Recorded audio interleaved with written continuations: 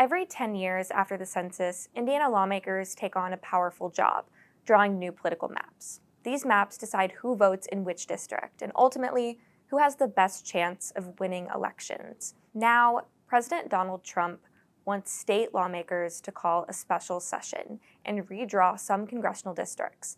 That would change who gets to vote for members of Congress in the 2026 midterm elections. Redistricting typically recurs every 10 years following the census. While states vary in how they can handle the process, it can be done to increase partisan advantages. That's called gerrymandering for most people. I said, no! Gerrymandered is how it should be pronounced. No, really. Apparently, it's actually gerrymandering.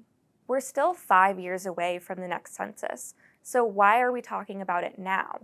We asked Dr. Laura Wilson, a political scientist at the University of Indianapolis. Of course, the reason we're talking about it right now is not because of the U.S. Census, but President Donald Trump has made a push for states to reevaluate their boundaries, and in particular to redraw district lines in a way that's going to favor the Republican candidates come the congressional midterms in 2026. We have 7 Republican seats of our 9 in the congressional delegation, so there are 2 Democratic seats. Andre Carson's 7th congressional district, which is in central Indiana, and then Frank Mervan's 1st congressional district in the northern part of the state. And so in Indiana, that's 1 to 2 seats the Republicans could potentially pick up if they were redrawn to benefit the Republican candidates in the congressional midterms in 2026. But any adjustment there could ripple south into the 2nd and 4th districts, which include fast-growing communities around Indianapolis. Some states, neighboring Illinois and Ohio, have received failing grades from Princeton University on their maps that give a lot of partisan advantage.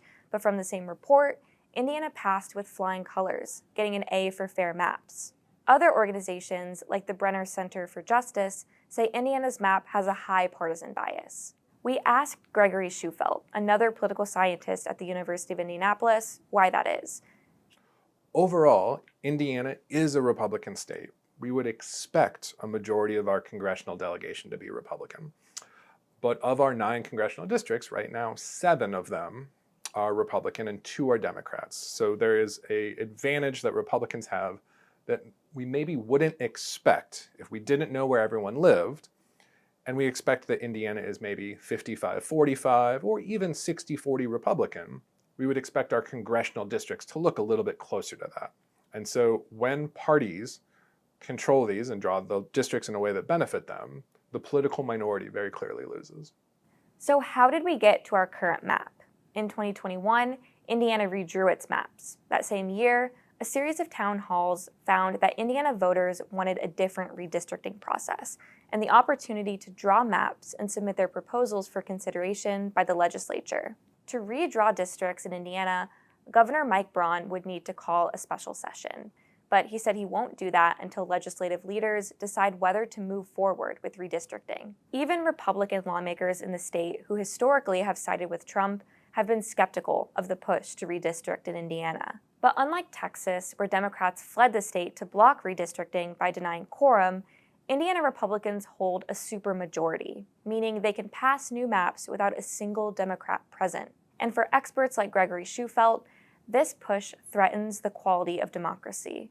Yeah, absolutely. I think it has the potential to lead some states even more on a race towards the bottom, towards a more authoritarian or autocratic type of government. To read more about redistricting efforts in Indiana and follow this story as it unfolds, go to WFYI.org.